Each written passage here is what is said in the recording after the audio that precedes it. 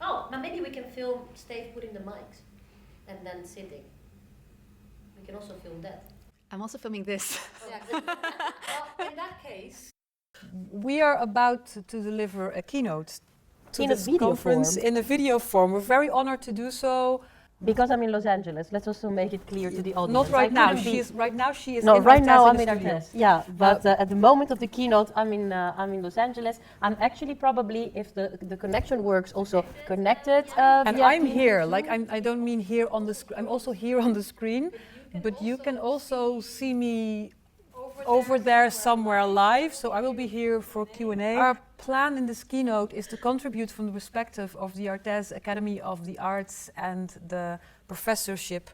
Arts education as critical tactics. Exactly. A perspective on networking that focuses not so much on networking the way we use the word in a more corporate sense, but to look at it from, I think, a critical cultural studies perspective, a philosophical, pedagogical perspective, and to look in a more fundamental way at how we can create new perspectives on networking that we think are the perspectives we need for the future. As you probably already noticed from the title we gave to this talk, we thought that the first way to start dealing with working on networking in a different way and trying to work more about community was to consider the possibility, instead of learning, we are here on a congress that is about teachers' education, so it's all about learning system. We actually would like to address the possibility to unlearn. And so I think that's the first issue we should introduce. So what do we mean by unlearning? In order to introduce this, I'd like to take a step back and look at how we came to this need to start working differently in arts education. So basically, we can say that the scale of geological disruption or the future of the biosphere of the planet, it's arguably the most important topic that we are bound to address in our society. And it is impossible for us, especially for us working in an educational context, to escape these kinds of questions. So how can we work on building pedagogies that look differently at the world, or actually that take the time to really looking at the world as it is right now? So how can we deconstruct the pedagogies that are maybe not working in this moment, and how can we work towards unlearning things that we have learned to build socially just pedagogies? When I use the concept of unlearning, I'm also referring to the idea of unlearning one's privilege that a post-colonial theorist, Gayatri Spivak, once wrote about. So we clearly live in a privileged system, and some of the privilege that we have learned are bound to be deconstructed in order to be able to look at the world with a fair perspective. And unlearning means also not just unlearning about the system in itself, but also unlearning about us and the way we perceive ourselves and we think about our identities, the way we position ourselves in the world and the way we position ourselves towards others. But also starting to ask questions like, to really question the position of human beings in the world.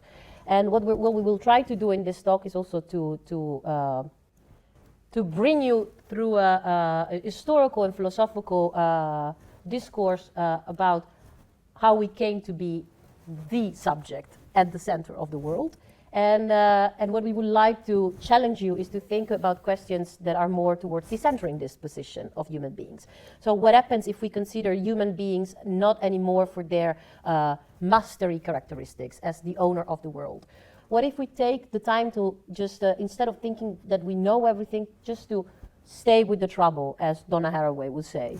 In order to do this, we have to take a leap of faith and try to maybe step aside for 1 second, step away from the Eurocentric perspective and the patriarchal notion of rationality and logos as superior categories, and trying to look at education in a different way. So what we're trying to suggest is not just a formality, but we're trying to suggest a paradigm shift that can help us in moving forward in education. And for this, we would like to address 3 main concepts. There are hierarchy, diversity, and inclusion.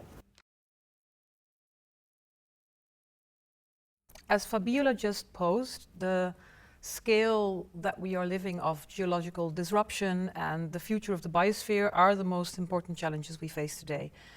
And this challenges us after centuries of humanism, which is like a cultural European project that I think in our generation we all identify with. We've regarded as positive, as civilized, as and we associate it with freedom, with emancipation of the individual, with rationality, with progress, also with being kind to people who need care or who are weaker.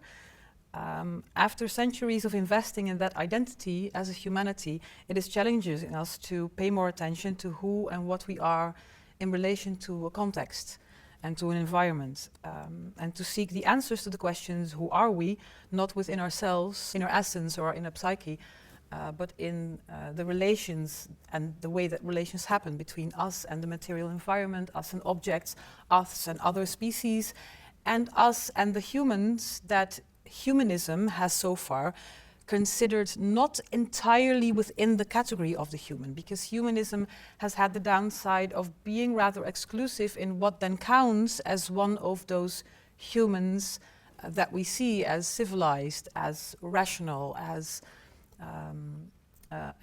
developing and progressing towards a better future. I argue that these times are challenging us to seek the answer to the question, who are we, or who are you, who am I, not by looking at ourselves and to look at our inner essence or our psyche, but to seek the answer in relations between me and the other, between us and objects and matter around us and other humans, and also to look at these relations not with a disembodied, objectifying gaze, but with care for and also curiosity towards the embodied and embedded nature of those relationships. So in short, as a culture, we've been navel-gazing too long, and it's really high time to admit to the fact that we are part of ecologies, of networks.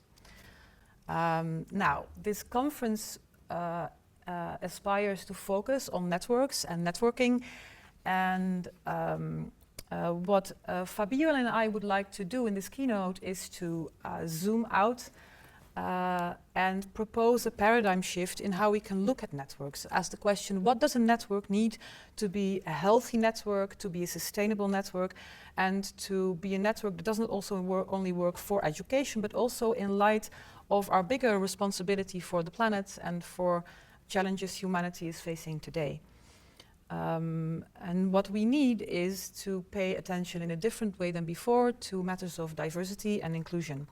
Collectives need diversity to be healthy themselves. If collectives are not, do not encompass people with different perspectives and different lived experiences, then it's difficult for us to have a healthy criticism towards ourselves.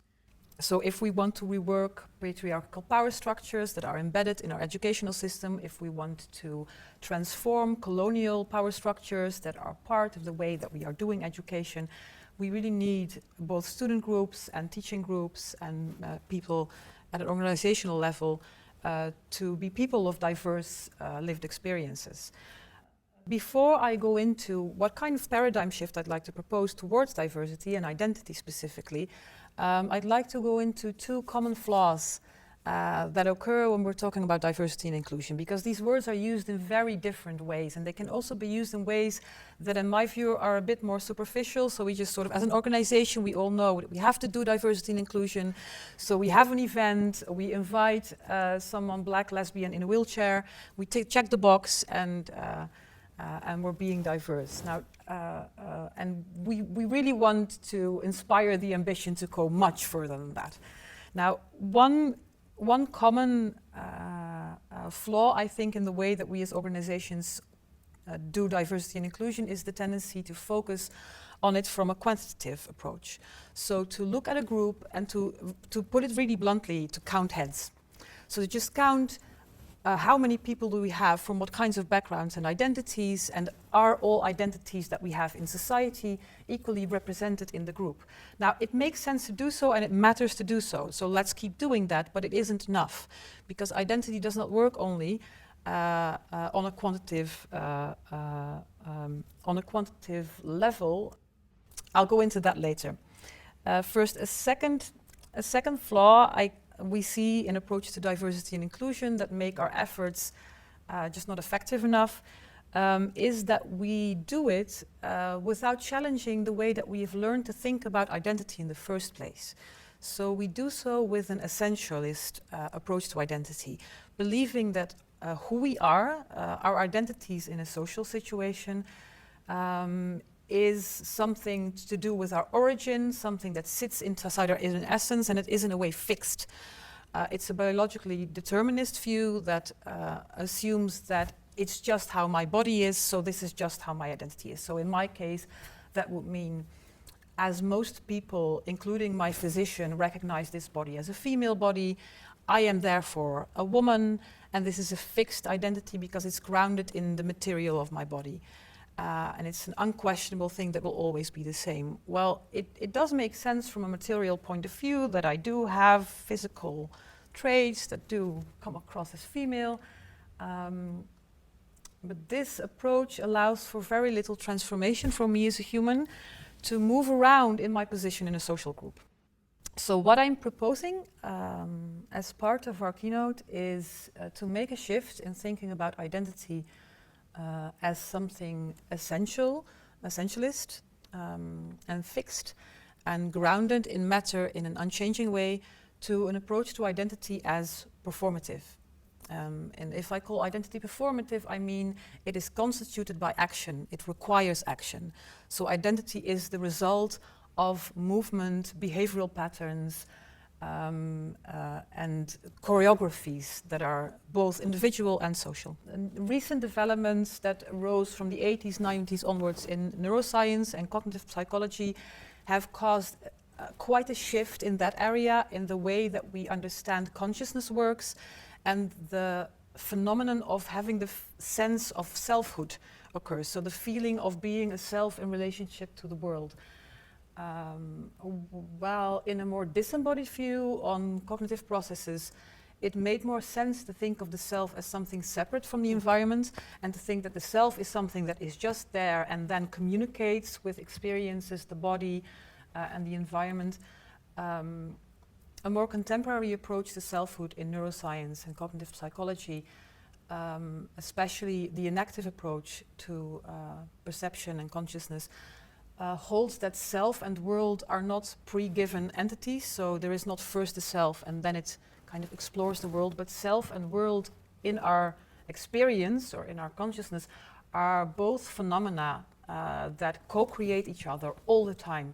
So while intuitively it makes sense that we experience ourselves as stable, as something that sort of follows you throughout the day until you sleep, what is in fact happening is that your sense of self is constantly being performatively created over and over again in contact with the other person, with the world, with the object. Your brain is all the time negotiating differences and then determining, oh, so, okay, this is where I stop and you start, and the differences matter for us. So self and world constantly co-create each other through the senses and through movement. Now, to make a quick bridge to a perspective not from neuroscience but from philosophy, Judith Butler is the philosophy that gave us the theory of gender performativity, gave rise to the approach to gender identities as performative from the 90s onwards. And when Judith Butler says that gender is performative, this doesn't mean that gender is only performance, or that it's just something you do, so I can do a different gender every minute. But it does mean that gender is not a matter of something that sits in your inner essence or that you can find somewhere and then it's fixed, but something that arises out of embodied actions, out of movement patterns, behavioral patterns. Now, a very short explanation of the performativity of gender, so that I can use that to then think through that about the performativity also of other aspects of your identity.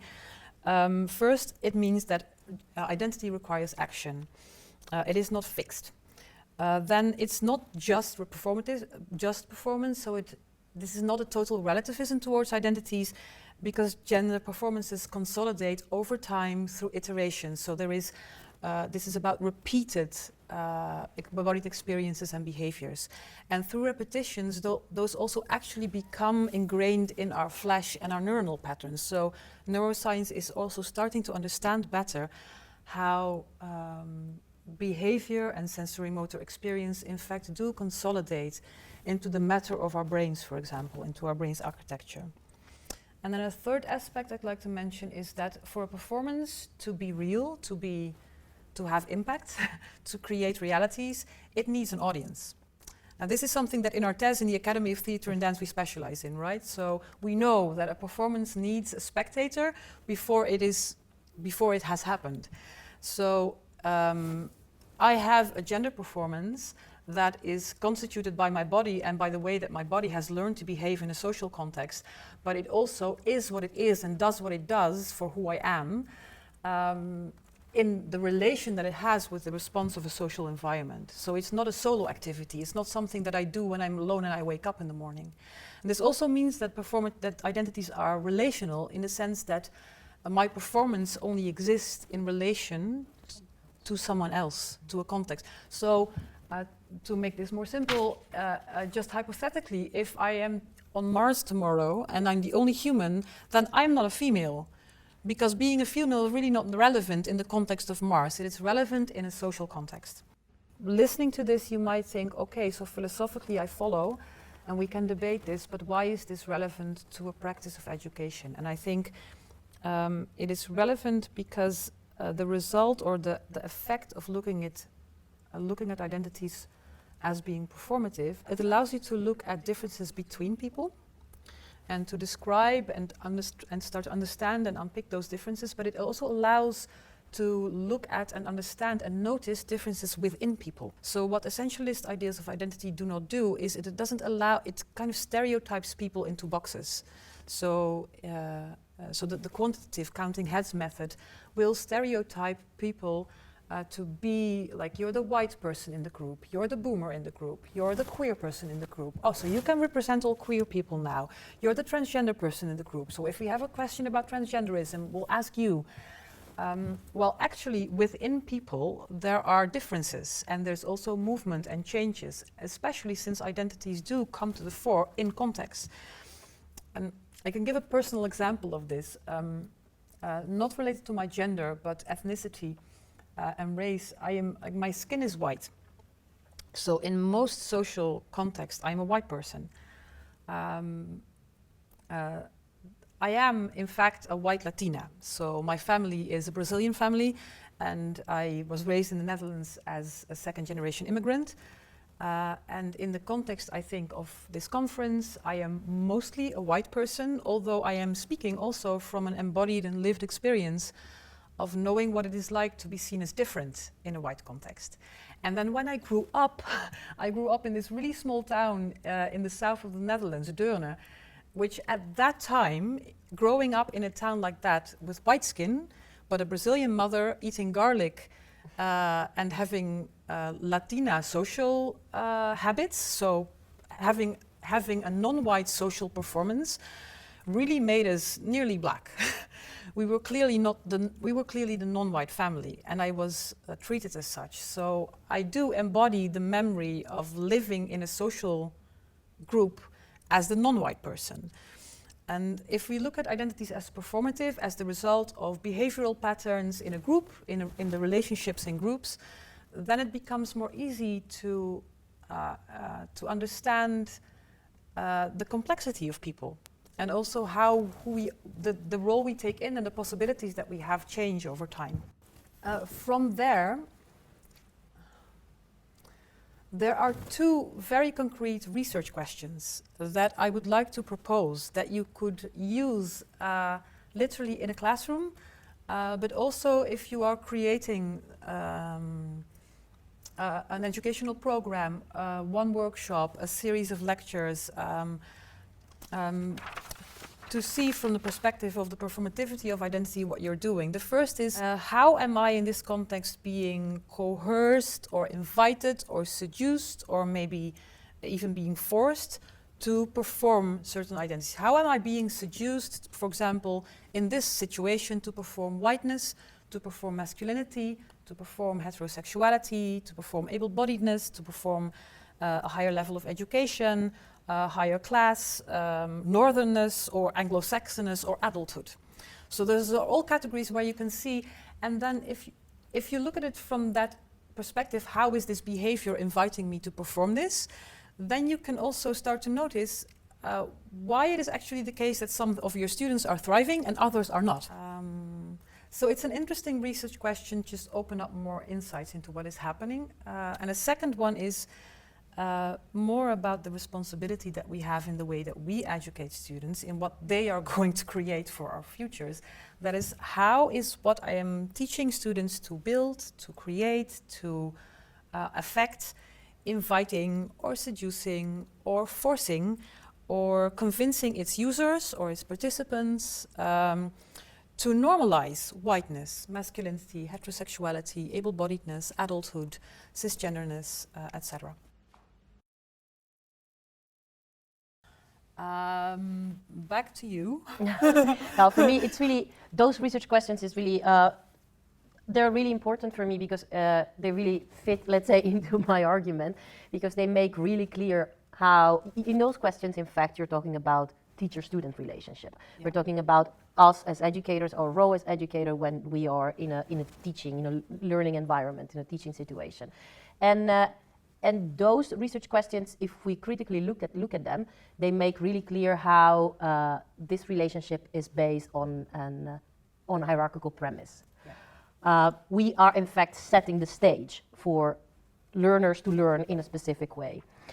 And in this context, in the context in which we are here now for this talk we're giving, we're talking about teachers' education. Yeah. And working in teachers' education constitutes a really interesting challenge for me, that because it gives us the possibility of working on a meta level. Yes. We work on the problem, we can work on problems like hierarchy, diversity and inclusion, and but from even a deeper perspective, because in fact we are going to educate, we're talking about educating the educators of the future. Yeah, so we're teaching, but we're also teaching the teachers. Exactly. Yeah. So we have a specific responsibility in this, in having to reposition ourselves differently in order to be able to educate differently. Now, if we go back maybe on you presented the philosophical, like you called it, the philosophical mumbo-jumbo, maybe I'll go a little bit back with my historical, theoretical mumbo-jumbo, yeah, hoping that it makes sense also on the practical level. In the context in which we are now, as we said in the beginning, of social and economic injustice, or class, as you also said, and the global ecological degradation, education does play a central role. So it would be foolish of us working in an educational system to stay still and stay stuck in a system that clearly has something going on that presents some frictions, to be, let's say, to use an euphemism. And education has a central role in pointing out the actions that must be undertaken in order to tackle those wicked problems in society. Not just for us as current living generation, but also for the future generation that we are trying to train, let's say. And to do so, we first, in my view, what I'm trying to suggest is that we first have to acknowledge the power structure that are at the very foundation of the current educational system. So ask ourselves a very simple question, maybe, like, how did we get here? Yeah. And the educational system as we know it today, so the modern educational system, so to say, comes historically directly from the imperialistic project of the Enlightenment. Mm-hmm. The time of reason, the time of logos, the time of Descartes, the cogito ergo sum, yeah, so the I think, therefore I am paradigm, which is still very, very true in our society. While the I feel, therefore I also am. Now, it's one of those statements that one has really to struggle to be able to make or to be taken seriously, to be able to be taken seriously with it. So the educational system, in the end, historically speaking, is directly linked to a genealogy of colonial violence, in fact, and exists within a system that defines the organization and dissemination of epistemic, material, and aesthetic resources in ways that do reproduce the colonial project. People, groups of people, have been historically positioned due to their race, gender, sexuality, religion, and ability and ethnicity and so forth. And this is also what we in the daily life, in the daily practice of teaching can experience if we decide to make the first step towards acknowledging this. Yes. And in this aspect, that's why many calls towards decolonizing education have been made, especially, of course, coming from the global south, where epistemics and individualities and subjectivities have made invisibles for years, for centuries. The idea of working towards decolonizing education is not something new, or relatively new we can say, but already in the 70s, someone like Paulo Freire, who we all quote, and we all use in our pedagogical practice, already in laying the tools for the building of critical pedagogies, called upon the need for us as educators to abandon or to overcome the colonized mentality. And by using these expressions is echoing and quoting the words of anti-colonial scholars like Frantz Fanon, for example. But what is important here is that the colonized mentality is not something that has to do with those who have been colonized. But it is about all of us. So there's a difference between colonialism and coloniality. The coloniality that is within the colonized mentality, it's about us, the way we think, the way we position ourselves, the way we look at the world, the way we think about our actions, the way we act, in fact, is a consequence of colonialism. So we are bound to act and be and exist in the line of colonialism. So the colonized mentality is something that is deeply embedded in us. I can imagine that if the colonized mentality is a new concept for you, that it's difficult to make it concrete in your mind. That you might either, like if we're talking about decolonizing curricula, I think the first thing we think about is that history classes are changed, and we don't only deal with French and German philosophers, but we might look at someone from the global south. So we just like add something to the content. Can you give me an everyday example of how would I recognize a colonized mentality in a classroom or in a situation? Is that more on the level of an interaction or of assessment procedures, of criteria that I impose on students? Where would I find that? Oh, well, I think everything you mentioned is, can be part of a practical example. Now, the first one, of course, let's say the first idea that we have towards a movement of decolonization in education point towards sources. That's I'm not saying it's the easy one, but it's definitely the most direct one. We, of course, in our system use mainly a canon that is Eurocentric, Western, white, and mostly manly, Britain-based. So a first gesture towards decolonization will be, like you said, including other sources and expanding the idea of what we consider as epistemic. So this is the quantitative step, right? Where you just count, do I have enough black female philosophers in my Precisely. And this can work, for example, also in deciding to include more female voices. Yeah. So that's also, so we're not only talking about decolonization from a colonialism perspective in terms of country and imperialism. We're looking at this from an intersectional perspective, exactly. Yeah. So also including more female voices could be a first step. But this we can to refer to the way you divide it in a quantitative way. Yeah. But in fact, the colonized mentality has to do with everything we do and the way we build structures around us. So you mentioned the classroom, for example. The classroom setting, it's also part of a cognitive and maybe I'm going to use a word that not a lot of people will like, but oppressive way of of learning, let's say. Yeah. So the idea that a teacher knows everything and the student doesn't know anything and is there to learn, while the teacher is supposed to just illuminate and light the students in front of them. This is not only oppressive for the students, and that's why I want to make clear where the colonized mentality lies. It's not only oppressive for the students because they are put in a corner of the not intellectual, that don't know thing, so they're just a container for new knowledge, maybe, if they're able enough to receive it. But it also forces the teacher, in that case, to have to perform, to be put in a specific identity of the person who knows. To perform authority. Perform knowledge, and not being able to say, I don't know. Yeah. Let's look at this together. Yeah, so To you be can be able an to ecosystem together, you can be part of... You can be vulnerable. You Yeah. can also not know. It's funny that this is also about what, if you're creating a network, what is the choreographical logic of that network? And I think this choreographical logic of the network resembles much more also what we think of in everyday life when we talk about networking. Like, are you good at networking? Yeah. Or, ooh, Yeah. I hate networking. I really dislike having to network.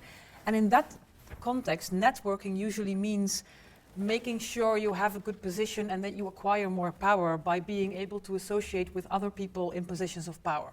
Yeah. So it's much more a centralized idea of the network where people are higher up or lower down, and when you're lower down, you try to climb up the pyramid. And now, Yeah. to make a shift, let's say, and to see if we can imagine how this can be mirrored in the educational system. Yeah. It's a very easy comparison. It's a very easy comparison. I mean, besides the fact that we do have positions, we do have specific roles. And I'm going to get there in a second, because I know that by talking about building non-hierarchical structure can also create a confusion. But the hierarchical structure are not there only on a relational level between subjectivities, between people and between people in the environment, but also in the building itself. Yes. We have many schools who are built on levels. So we can enter schools that are built on different floors, and every floor is a specific level of education, and normally it goes from the lower to the higher. And students don't interact with each other. There are no program with each other because they shouldn't. Because why would they? Exactly how your social identity is the result of a relation, of your performance in a relationship with an environment. Yeah. And if you are doing VWO and it's at the top level of the building, Exactly. this is an embodied metaphor that really tells you every day through your physicality what your place And is. you're physically looking down at someone. I know. One thing that is really important for me is that working and to try to dismantle, to decolonize education, to try to dismantle hierarchies, doesn't mean abandoning roles. Yes. It means to fill them with another kind of content. So roles are important. Roles are there also because they give us also some kind of safety in a way. But roles are there to be respected and to respect the others that are in other roles at the same time. So it is more about being able to be vulnerable in your own personal role rather than being proud of it. So there are normally three, let's say, that I like to call three unlearning practices in this, three pedagogical unlearning strategies for me. And one of the first one is acknowledgement. That is actually already what you mentioned. So the possibility of acknowledging, and it's a way of connecting to the past for me. Yeah. So it's a movement in history. So the first thing is connecting to the past. You acknowledge how we got here, and you acknowledge the person in front of you, how the complexity of the person in front of you, the complexity of the roles around you. The second learning practice that I'm suggesting has to do with responsibility. So after the connection to the past and acknowledging how we got here and acknowledging who you are, positioning yourself and acknowledging the person in front of you, you take responsibility, and there's a way of working on the present. So the moment in which you are now, in the year now, you embodied the person you are. You embodied also the identity you are performing in that specific moment. And also you're asking yourself a proactive question. So what are we going to do now with the possibilities that we have after we have acknowledged and we know something more, so we cannot escape the question. And the third and last one, let's say, is accountability for me. So being able to make yourself accountable, and it's a way to, I see it as a gesture towards the future, as opening up to the future, and in making yourself accountable for knowing, but also for not knowing, makes us more let's say, humans among other humans, and also more than human, also other species. We can make accountable for what we know, but also what we don't know, and there's always a space to learn.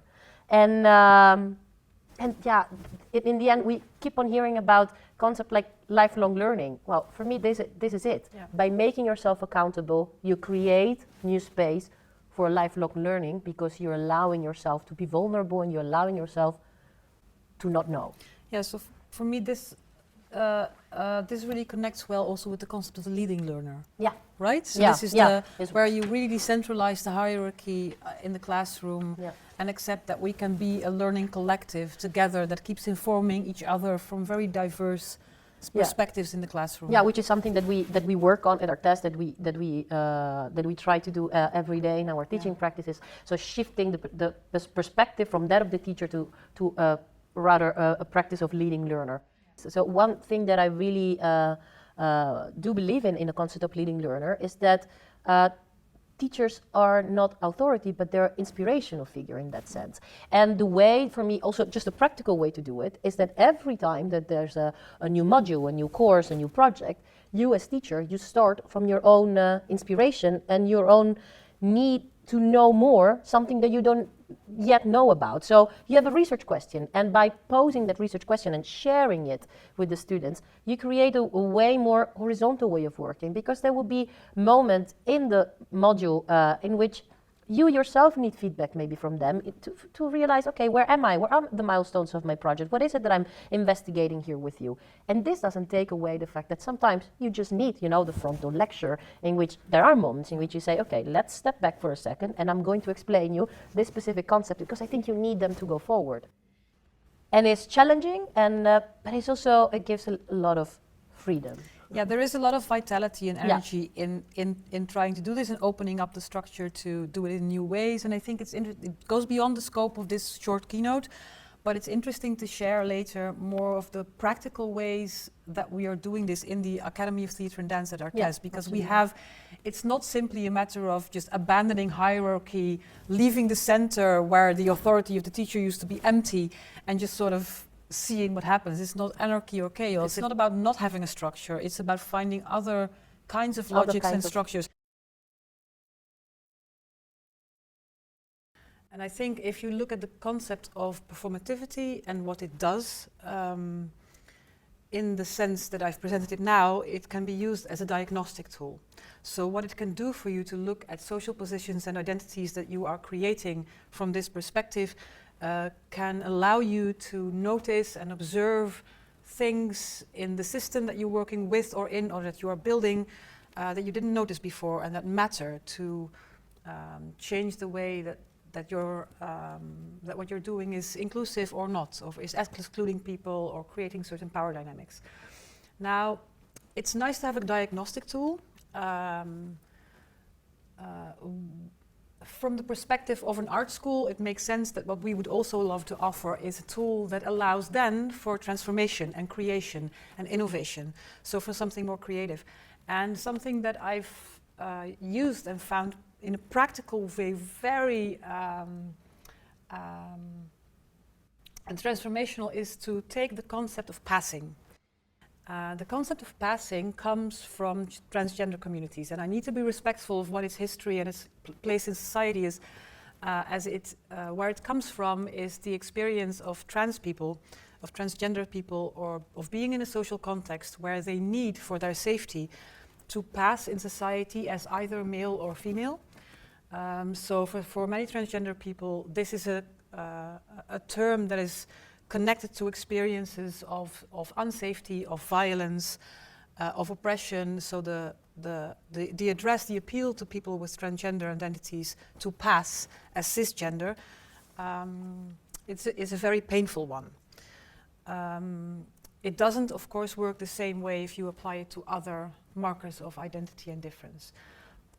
Acknowledging that, if you take the notion of passing, necessity you feel or the invitation you feel in a social world to pass as an identity that doesn't entirely fit for you, is a way to look at your own embodied experiences and behavior in relation to certain societal norms. So I've done this with smaller groups of students and asked people to explore moments in their life where they know they were learning to pass as something or training to pass as something. And the interesting bit is that this sort of crosses through all kinds of identities, because however much privilege you have in the social world, almost everyone has experiences of being in a moment where you're sort of performing something that doesn't entirely work for you and pushing yourself to pass. It is a diagnostic tool. If I'm aware that in certain environments I will pass as white more than in others, just to be accepted more easily or to make the conversation more easy. So it also diagnostically tells me that this environment is quite white. But I think if you start to work with those experiences of passing, you're paying much more attention to the agency, the creativity, the power, the inventiveness of people who are dealing with impressive environments. So one thing it does is it already shifts your focus from thinking of people who are excluded or who are not flourishing in your educational system as weak or as needing help and looking at them from a saviorist point of view, to seeing the skills and the energy and the investment that they are showing in even learning how to pass through your not so diverse or not so inclusive norms. And then if you start playing with the ways that people are learning to pass, with the actual behaviors, I think there is a possibility to start being creative with it. So to change the choreography a little, to change the performance a little. And we need that if we don't want to forever keep repeating the same identity markers, but we actually want to be able to imagine a future where they may change, where we may come up with other forms of being, and maybe forms of being that aren't confined to those small little boxes, but that are allowed to be less legible and less intelligible. Because that is the last thing that I think is important to mention when we're talking so much about the term identity. What lies, I think, underneath the logic of identity markers is that we really want, or we really ask of identities to be legible and to be intelligible. So what I think our society has the most difficulty with is when the way that people are being human does not fit the markers. So the moment that we are actually creating new forms of being are the moments where the system stresses out the most.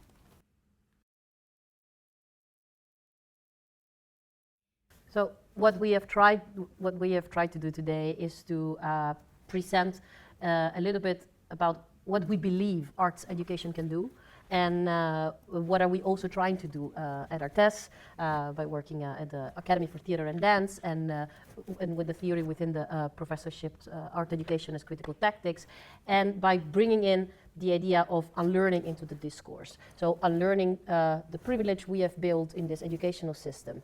And what we have also tried to do is to by not mentioning it directly, but by going around it, we try to think about a different way of considering networking, so collaborating, working together. Because what we strive for, in fact, is to work within a community of learner, a community of researcher, so that takes into account different subjectivities, different identities, and based everything on respect and on the possibility of seeing the other. What we did is that we try to reflect on the idea of unlearning by suggesting the possibility of looking at diversity and inclusion, but not just as a formal exercise. So not just as a decorative way of addressing the issues within an institution, but we created a way of looking at that also that roots them in a historical way. So looking at hierarchy and the colonial perspective on education also helps us understand how we came to that, and how we can directly work on the work floor on concepts such as diversity and inclusion by, for example, considering the idea of identities as being performative. And one last thing we would like to do is to leave you with a call for action for the day. So I'd like to invite you to go back to your programs in whatever role you're stepping in your programs, and try to see where you can use those three unlearning strategies, the unlearning pedagogical strategies. So where do you see the need and the possibility to acknowledging something that has not been acknowledged yet? So considering past history and considering acknowledging the position of the other. Yes, and then I think the perspective that I've contributed, for me, what's also important when you are taking that step to acknowledge that the terrain is already not neutral, is to not only look at the history or the contents that you are teaching, but to also pay attention to the way that those histories are embodied in students, the way that the bodies of students carry memories, of patterns of behaviors that they have adapted to. So that is the layer of awareness that matters to me. And after that, seeing where the possibilities are for making yourself responsible, and so addressing the here and now, and towards yourself in your position, and towards your students as well. And last but not least, the possibility of making yourself vulnerable and therefore accountable, and giving yourself the possibility to unlearn and not know what the future brings. And thank you for listening.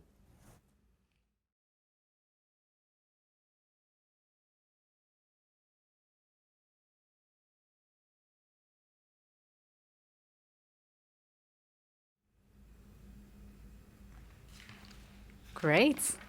We have warmed up. So, We did it. doing this for a couple of hours actually Yeah, improves the actually way you helps, do this, yeah. right? Great, that was great.